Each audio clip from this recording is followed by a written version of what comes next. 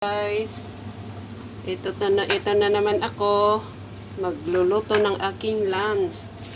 Papakita ko lang. Alam ko naman marami dyan magagaling magluto, pero this is my simple way na magluto ng gamit ang mga tira-tirang pagkain. Ito, pork chop na may kalabasa, leftover to. Tapos ito, yung leftover din, hipon. Tatanggalan ko ng balat. Tapos ito, slice ko ng slice ko to. Hindi naman at ito kailangan, pero gusto ko lang lagyan. Ito, giniling na bawang, tapos shallot. Tapos itong tawag dito, bell pepper. Tapos itong noodles.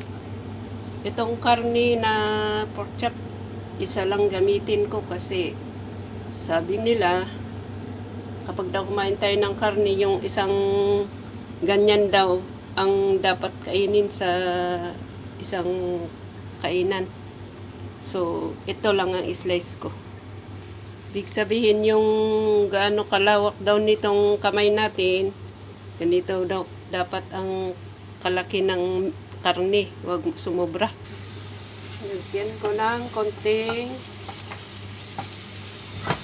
mantika, tapos nilagay ko yung na-chop na shallot na konti lang para lang medyo mabango yung aking noodles. Lagay ko na ng konting bawang. Gagamitin ko kasi ito mamaya sa pagluluto. So, konti lang. Nairehit ko na po itong hipon at saka maliit na pork chop. So, ihalo ko lang dun. Itotos ko yung bell pepper.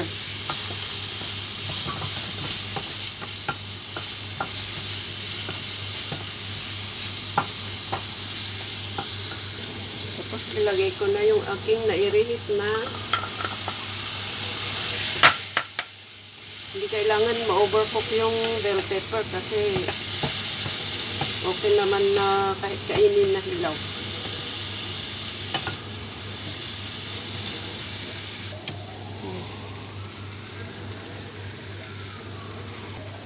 Tapos, hanguin ko muna. Fish up. Dito ko na iluluto yung aking noodles. Tapos kapag naglalagay ako nito, konti lang. Hindi ko nilalagay lahat dahil masyadong maalat.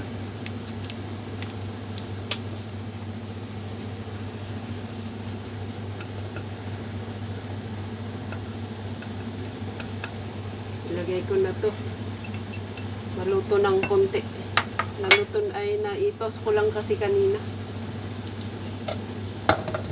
Mga 30 seconds. At salamat sa view.